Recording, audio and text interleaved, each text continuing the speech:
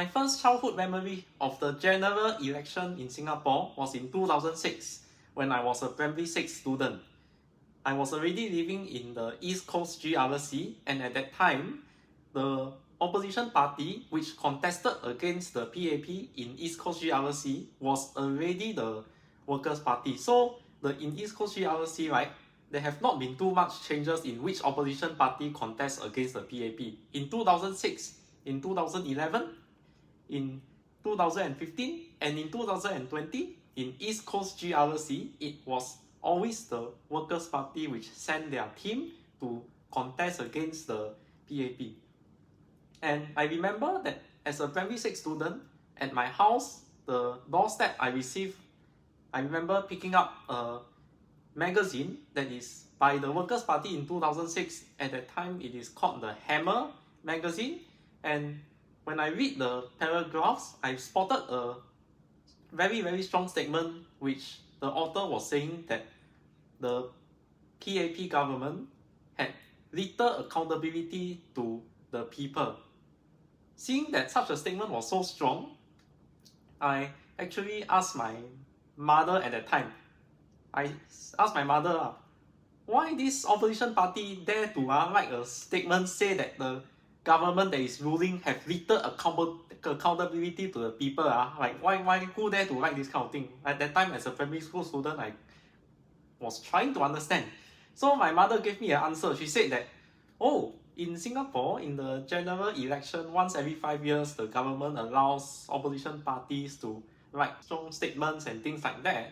But of course, having said that, from my primary school time all the way until now in the year of 2025, I have also realized through a lot of life experiences that governing a country, regardless whether the country is big or small, is obviously not so simple as listening to the gossip and chatter about the ruling parties versus opposition parties, and just like this is about governing a country. I believe it is not so simple. My life experience has taught me so, especially as I travel a lot to China and India, and I learn a lot more about governance from different perspectives. And today, the first issue which I want to address is that the opposition parties in Singapore have overlooked one very, very important issue on their positioning in terms of their pitch to the electorate at large. I am not referring to any specific opposition party because there are quite a few. But I think one issue that the opposition party in Singapore have overlooked is that they tell the voters that the PAP will still be the government. We are just there to be the alternative voices. So that means that we will just have a few seats, and we still want the PAP government, the current batch of ministers to govern the country. We still want them, but we just want a few more voices in parliament. Now, of course, all opposition parties in Singapore have their reasons for saying this, but I think they all overlook one critical fact, is that, to me, this presents the opposition party, the positioning, as a bit double face, double standard. What it means is that if you want to present an alternative, then be prepared to be able to understand the whole system of how any government or any country in the world have to be run, rather than just trying to be the voices in parliament. Of course, by doing so, I will say that, to be fair to the opposition party, by doing so, having opposition members in the parliament is an outlet for Singaporeans at large to have a channel to voice their dissatisfaction against the government. In that aspect, it has been one channel. But I will say that for opposition party, if you really want to win all the Singaporeans over, be prepared to present an alternative. That means you have to assume a scenario that, what if one day the PAP government is no longer around?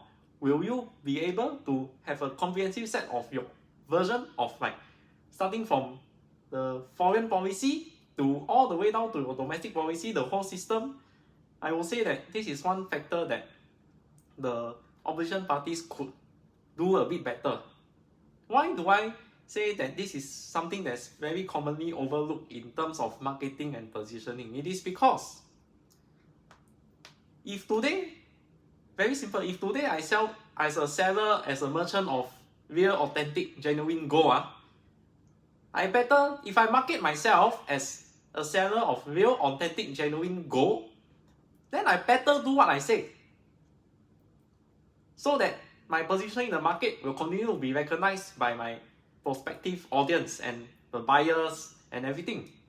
If one day, for whatever reason, even if it is not any fault of mine, if I am caught selling fake gold, then I will lose all my positioning in the market overnight, and immediately I will be seen in the market as being double standards, being double faced.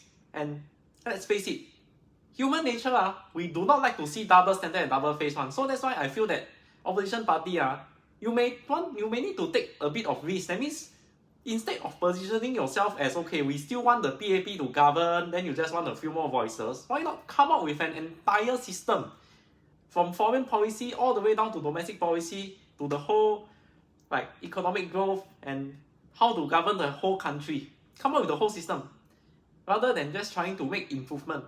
Come up with something a bit disruptive after understanding Singapore's position like last time and today, which these are topics that I'm going to talk about in some of my upcoming videos. So that's why I will say that the opposition parties, regardless of which party, the positioning can be a bit stronger. Then people will really believe that you have a whole system and you are more convincing.